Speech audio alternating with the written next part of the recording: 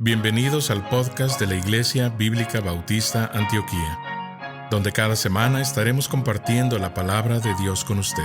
Si quiere conocer más de nuestro ministerio, le invitamos a visitar nuestro sitio web en www.ministerioantioquia.com. Oramos para que el Señor Jesucristo hable a su corazón por medio de este mensaje. La palabra del Señor dice así: y Samuel dijo: se complace Jehová tanto en los holocaustos y víctimas como en que se obedezca a las palabras de Jehová. Ciertamente el obedecer es mejor que los sacrificios y el prestar atención que la grosura de los carneros. Amén. Qué bonitas palabras, ¿no? Dios requiere todo, ¿no? Pero hay cosas más importantes que en este sentido les requería que hicieran sacrificios, ¿no? Pero les pedía primero que fueran obedientes, ¿no? No es que no quería sacrificios, pero quería primero obediencia, ¿no? Así que, hermanos, hoy vamos a estar aprendiendo de eso, que muchas veces podemos darle cosas a Dios, pero no necesariamente Dios las va a aceptar, aunque sean muy buenas intenciones de nuestra parte, ¿no? Y todo comienza con la adoración en nuestro ser, antes de dar algo al Señor, ¿no? Así que hoy vamos a estar hablando bastante del Arca del Pacto, hermanos. Y en Éxodo 25 se habla acerca de este objeto, ¿ok? So voy a ver cómo ustedes tienen, Dios les dio instrucciones muy específicas para la construcción de este objeto que ven en sus pantallas, ¿no? Y creo que esto ya lo había dado yo en el pasado, así que voy a ver si prestaron atención o se acuerdan de sus propias lecturas. El Arca del Pacto, hermanos, tenía ¿cuál era el nombre oficial o nombres oficiales? Algunos de ustedes los voy a poner en apuros, hermanos. Todas las mañanas les voy a hacer preguntas. ¿Cómo se le llamaba el Arca del Pacto? El Arca del Testimonio era uno, ¿sí? Estuve leyendo bastante de eso porque el Arca de la Alianza es muy popular en internet y algunas versiones de la Biblia, ¿no? Pero en la Biblia que tenemos, creo que pasé 20 minutos yo tratando de encontrar el arca de la alianza, y en la Reina Valera 60 no la pude encontrar, hermanos. y parece que en la versión, en unas versiones dice el Arca del Pacto.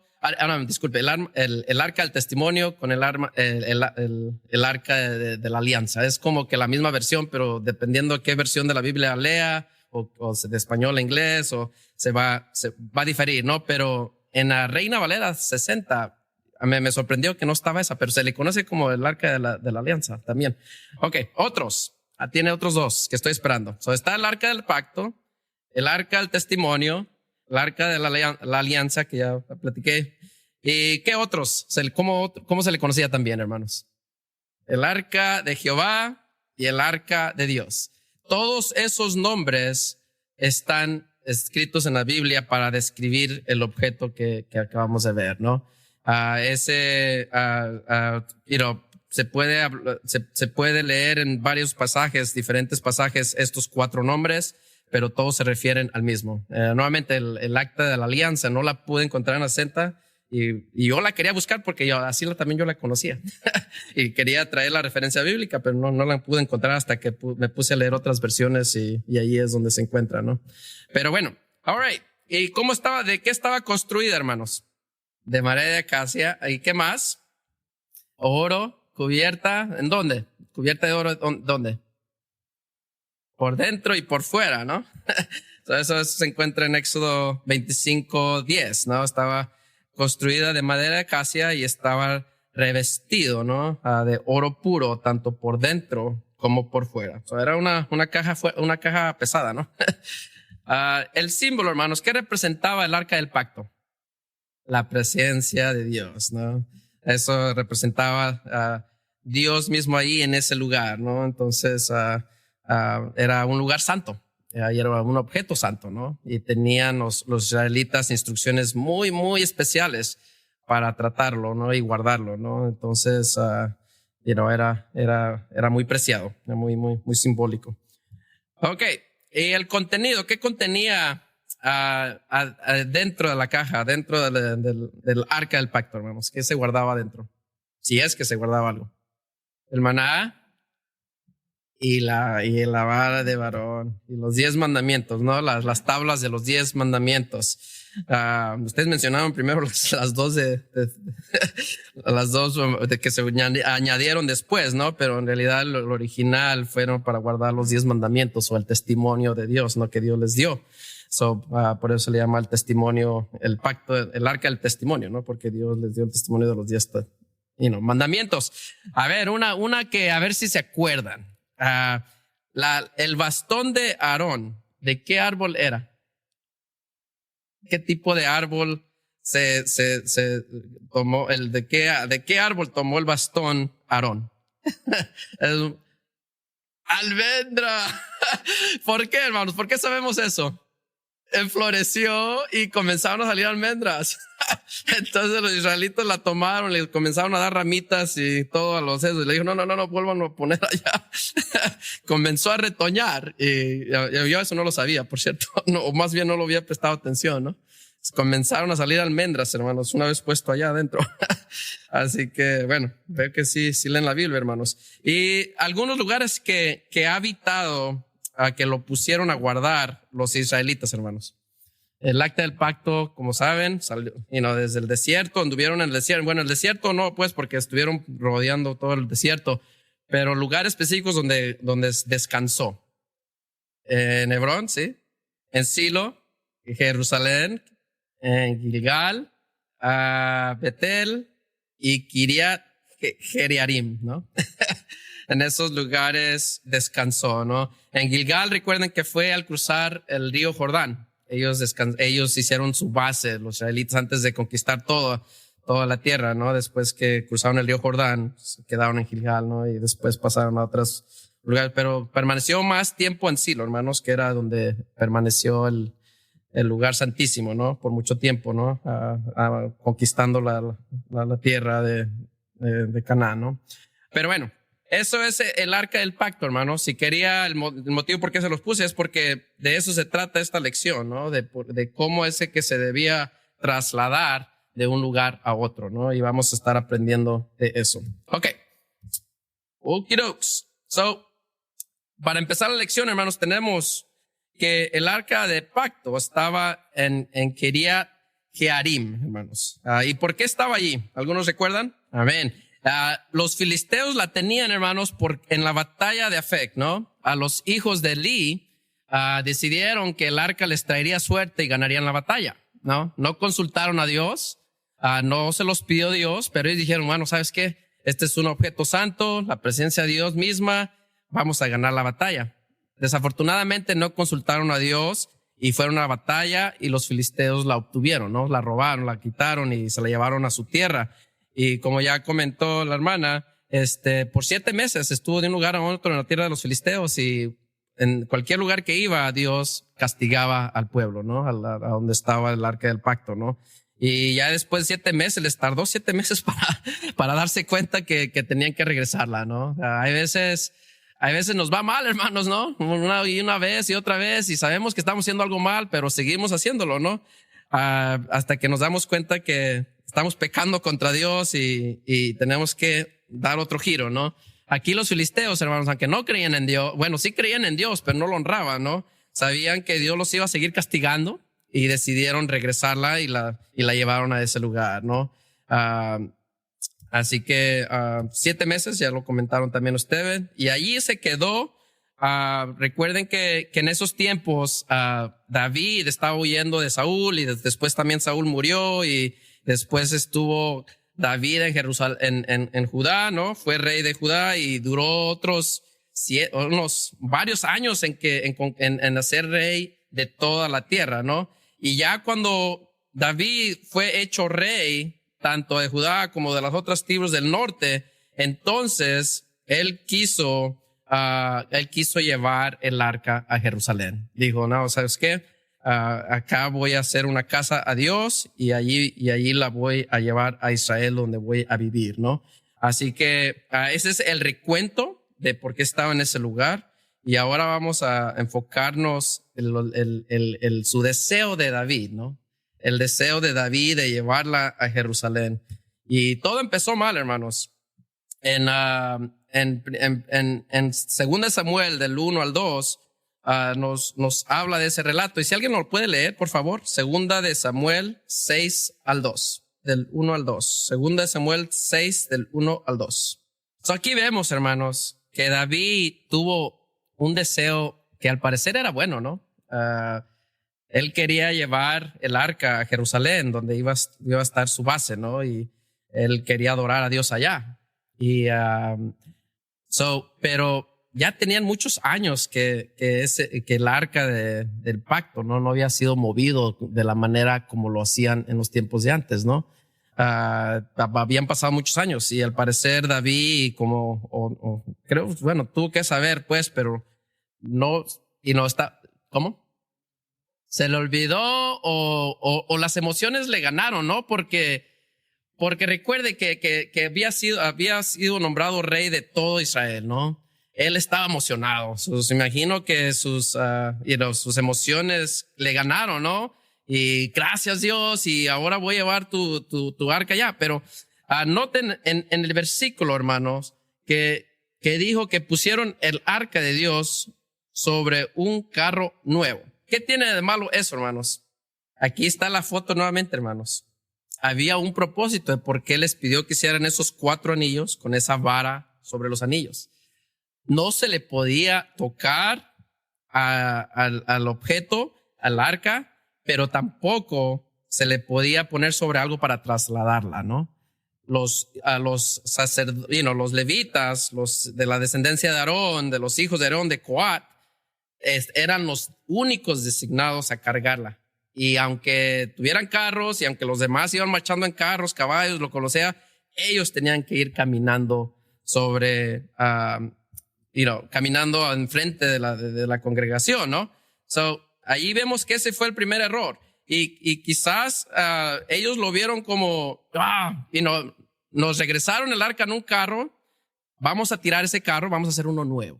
La intención era buena, ¿no? Por lo menos no la vamos a cargar en el mismo carro que usaron los filisteos, ¿no? Vamos a hacer algo nuevo, un carro nuevo, ¿no? A ver, ya me salí de la... Ok, la otra, hermanos, es de que David consultó a todos.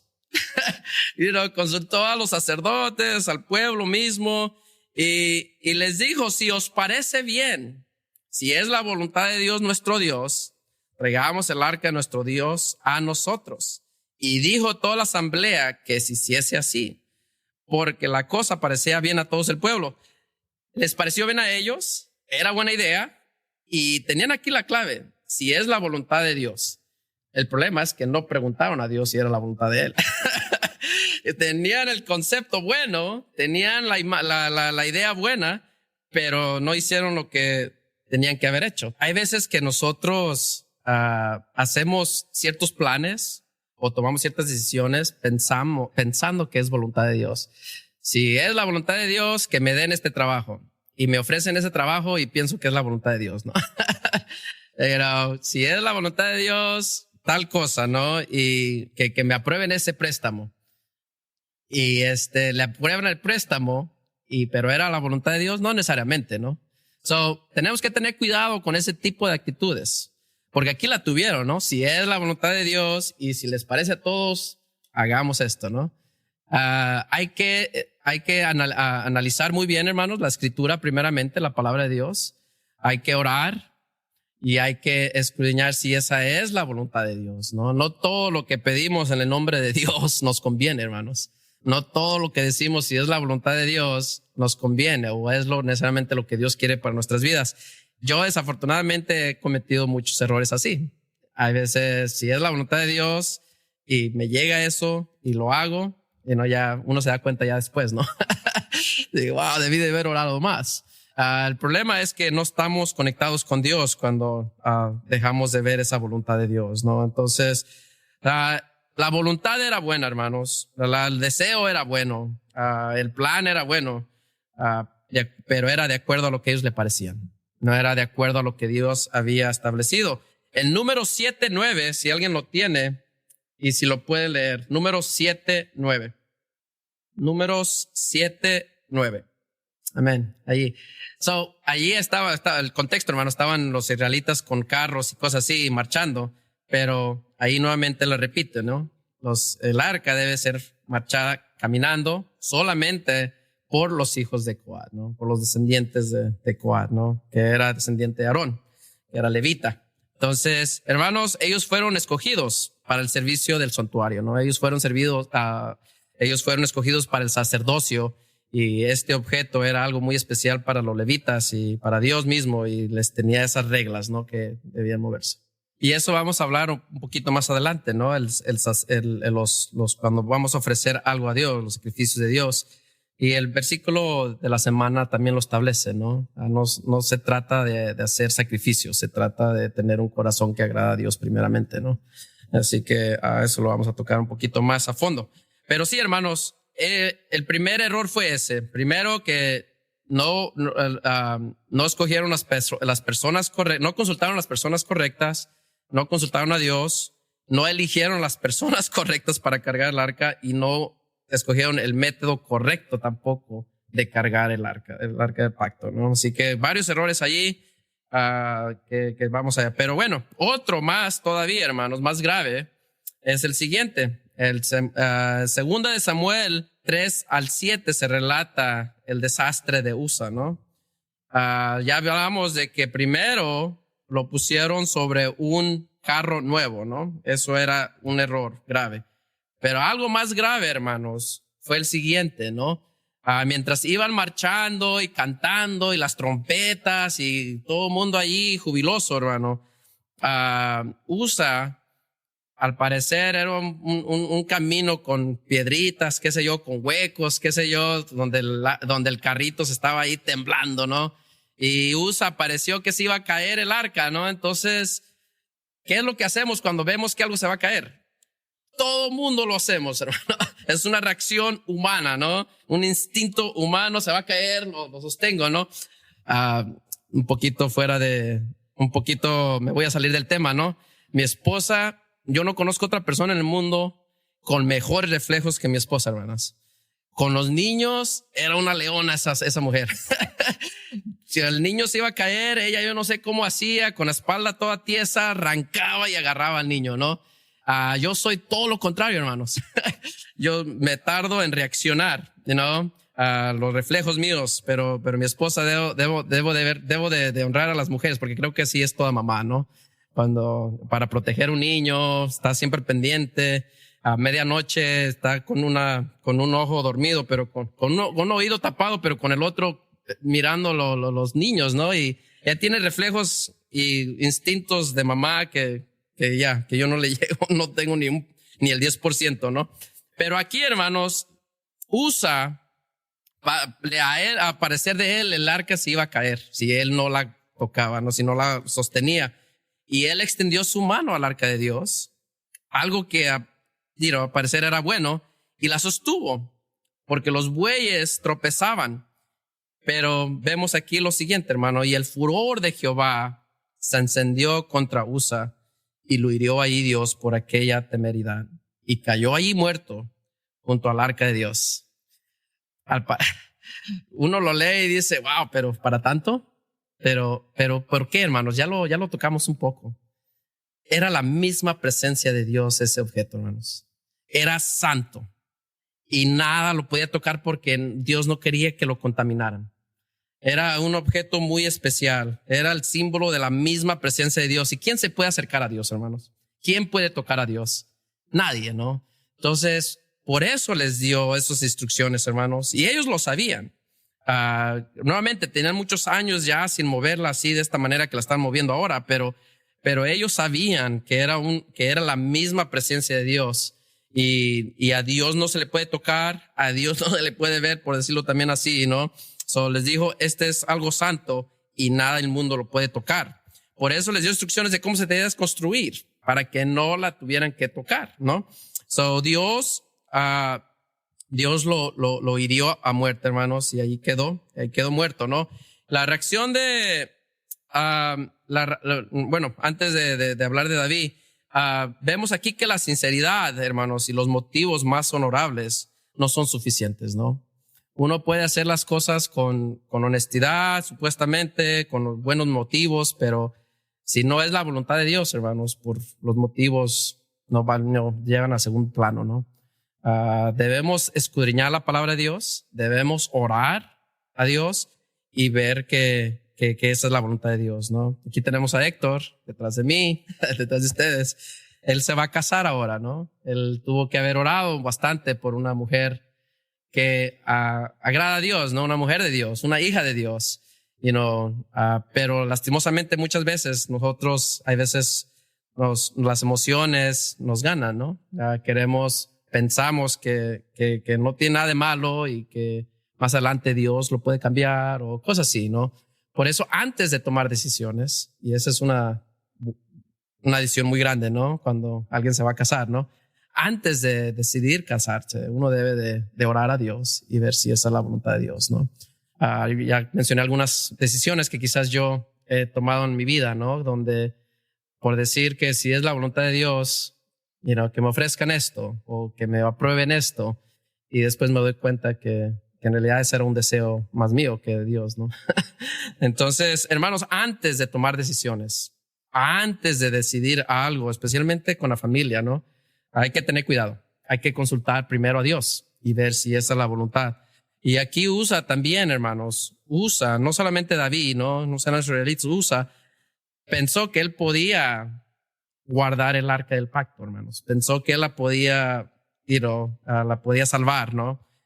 Pero Dios necesita ayuda, hermanos. Dios, eso es otro comentario bastante frecuente que leí, ¿no? Aquí Dios siempre iba a proteger el arca del pacto hasta ese momento, ¿no? Dios no necesitaba de alguien que se saltara de la voluntad de Dios para salvarla, ¿no? Dios mismo la podía salvar. Pero sí. Pero noten que en ningún momento dice que se cayó. Dice que parecía, ahí está temblando, ¿no? Está temblorín el carrito. Y me hizo recordar mucho también, esto es por la fe o la falta de fe, ¿no? También. Porque, ¿qué le pasó a Pedro en el mar también, hermanos?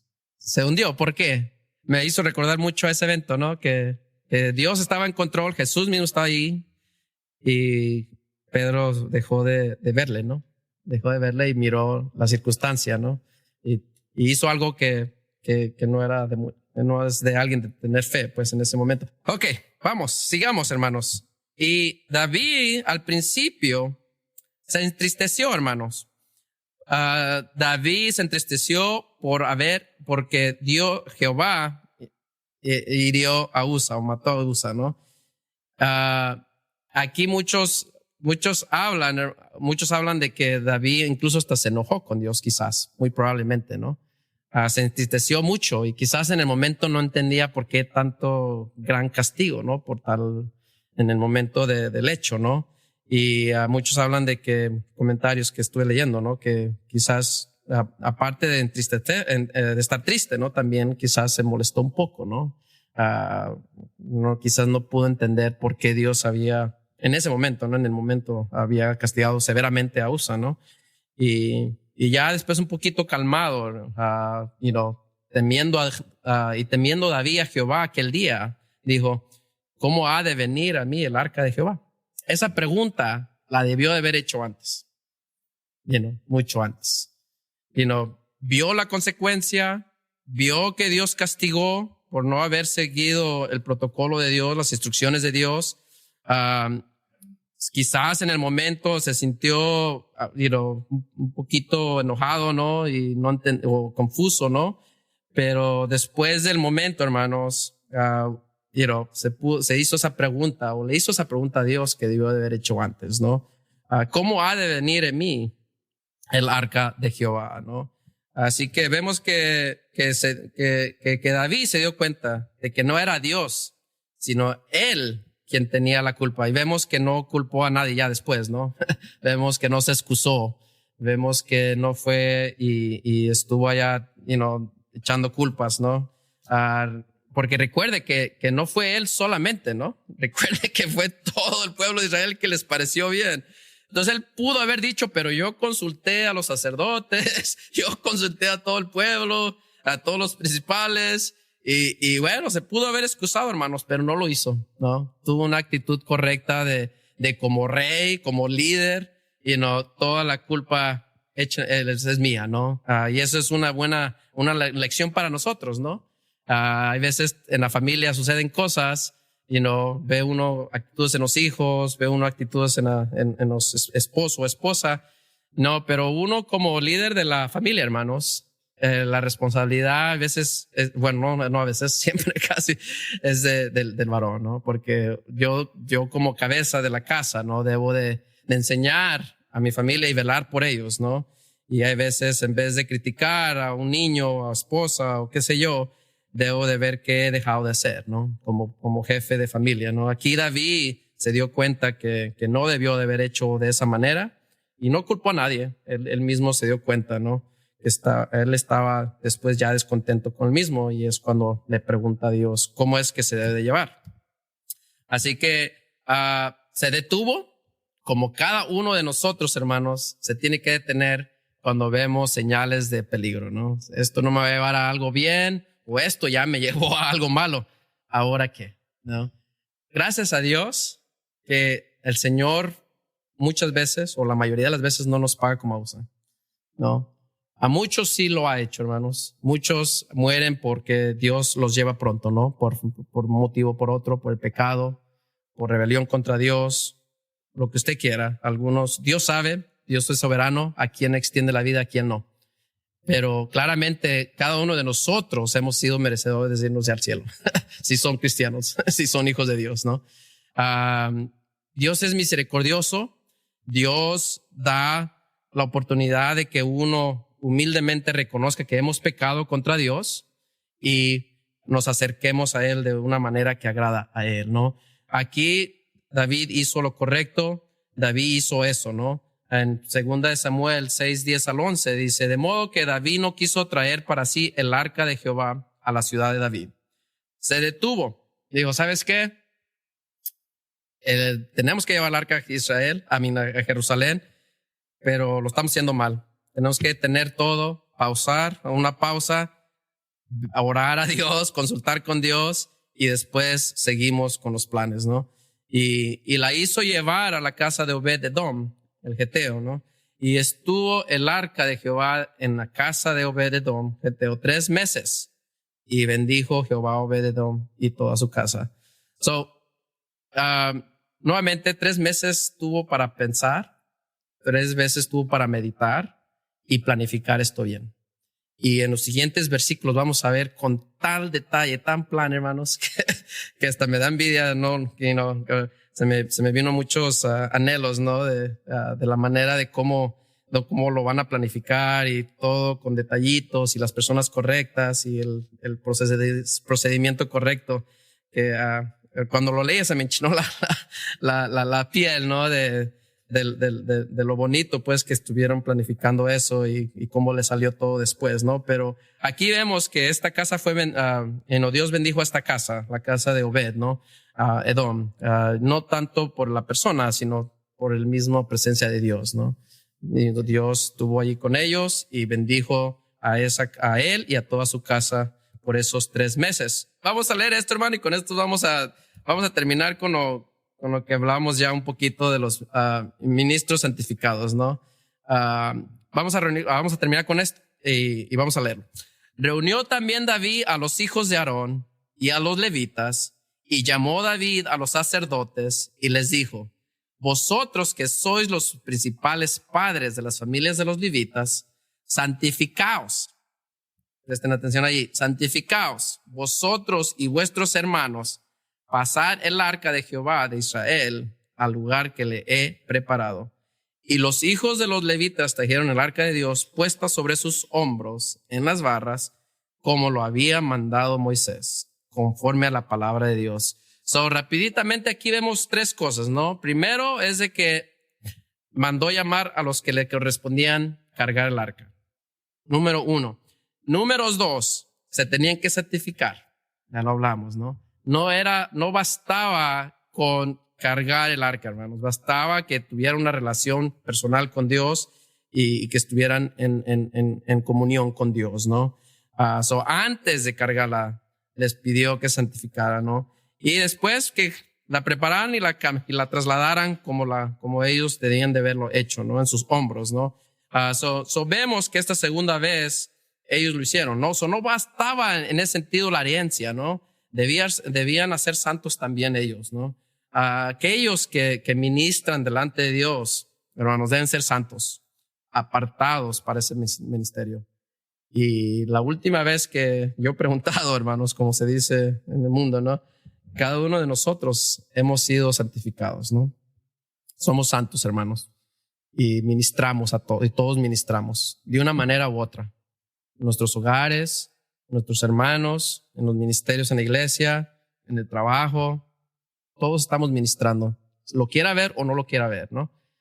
Y todos, hermanos, debemos de estar viviendo una vida de santificación, hermanos. Debemos presentarnos santamente todos los días. Todos pecamos, hermanos. Todos fallamos.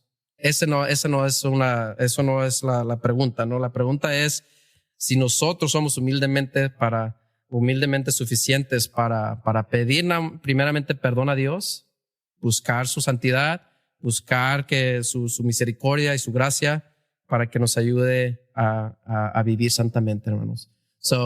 Vemos aquí, hermanos, que David reconoció eso, reconoció que era su deseo, pero no era la voluntad de Dios, ni las formas, ni la manera como lo estaban haciendo. Así que tuvo 3 meses para orar, para recapacitar y planificar esto. Y me hubiera encantado hablar un poco acerca de cómo lo hicieron, ¿no? De cómo puso los que tiene que poner, los que cantan. No está el pastor aquí, pero aquí pusieron a cantar a los que sabían cantar, hermanos. Aquí pusieron a tocar a los que sabían tocar. Era algo muy específico, que para las cosas del Señor, hermanos, nos debemos de tratar de preparar lo mejor que podamos. Noten que es un chiste, ¿no? Pero no es de que no podemos cantar, sino que los que están dirigiendo deben estar preparados para hacerlo. Y los que estamos acá abajo, aunque no sepamos cantar, hermanos, canten. El problema, la cuestión es el que está dirigiendo, ¿no? Debe estar preparado. El que va a dar una clase debe estar preparado. El que va a predicar debe estar preparado. El que va a salir a evangelizar, hermanos, tiene que estar preparado, hermanos. Tiene uno que conocer la voluntad de Dios. Tiene uno que conocer la palabra de Dios. Porque si no, no la va a poder defender, ¿no? Y quizás vamos a cometer errores como David lo hizo, ¿no? Cuando nos alejamos de la palabra de Dios, comenzamos a hacer cosas que al parecer nos parecen bien, pero no necesariamente. Escudriñamos nuestras intenciones, hermanos, antes de decidir cualquier decisión en nuestras vidas. Y ojalá que el Señor nos dé la gracia, la misericordia, la sabiduría para siempre tomar decisiones que agraden a Dios, siempre de acuerdo a la palabra de Dios. El predicador ha terminado su mensaje y ahora solo queda hacerle las siguientes preguntas. Estimado amigo o amiga, ¿quisiera tener la seguridad que al morir irá al cielo? ¿Está su confianza de salvación en el Señor Jesucristo? La preciosa esperanza de la vida eterna y todos los medios de la gracia de Dios para vivir una vida santa solamente se encuentran en el Señor Jesús. La palabra de Dios nos enseña, en Juan capítulo 3, versículo 16, que el amor de Dios por nosotros es tan grande que Jesús, el Hijo de Dios, murió en la cruz del Calvario para salvarnos de la condenación justa por nuestros pecados, y también resucitó de entre los muertos al tercer día. Nosotros debemos arrepentirnos de nuestros pecados y confiar en Jesús para salvarnos de la condenación justa por ellos. La Biblia dice en Efesios capítulo 2, versículo 8, que es por medio de la fe en Cristo que podemos ser salvos. Le motivamos a que se acerque a Dios con humildad, arrepentido de sus pecados y confiando en la palabra de Dios, que Jesucristo pagó la deuda por sus pecados para que usted y todo aquel que crea en Él reciba vida eterna y nueva vida aquí en la tierra para la gloria de Dios y bendición de su alma. Estimado oyente, quisiera aclarar que ninguna oración le salva a nadie. Solamente nuestra fe puesta en Jesús y su sangre derramada en la cruz. Con esto dicho, la Biblia nos enseña en Romanos capítulo 10, versículos 9 al 10, que si confesares con tu boca que Jesús es el Señor, y creyeres en tu corazón que Dios le levantó de los muertos, serás salvo. Porque con el corazón se cree para justicia, pero con la boca se confiesa para salvación. Si desea este día recibir a Jesús como su Señor y Salvador, le invito a orar la siguiente oración conmigo. Señor Jesús, confieso que soy pecador y que he pecado en contra de Dios. Hoy vengo ante ti para pedirte perdón. Creo que eres el Hijo de Dios, que moriste en la cruz del Calvario en mi lugar. Fuiste sepultado y resucitaste al tercer día de entre los muertos. Este día me arrepiento de mis pecados y dejo mi vida pecaminosa para seguirte a ti. Creo que eres Rey y Señor de todo lo que existe. Hoy te invito a entrar a mi corazón y a mi vida. Te pido que seas mi Señor y Salvador. En el nombre de Jesús. Amén. Gracias por sintonizarnos. Le invitamos a conectarse con nosotros en www.ministerioantioquia.com y déjenos saber sobre su declaración de fe en Jesús.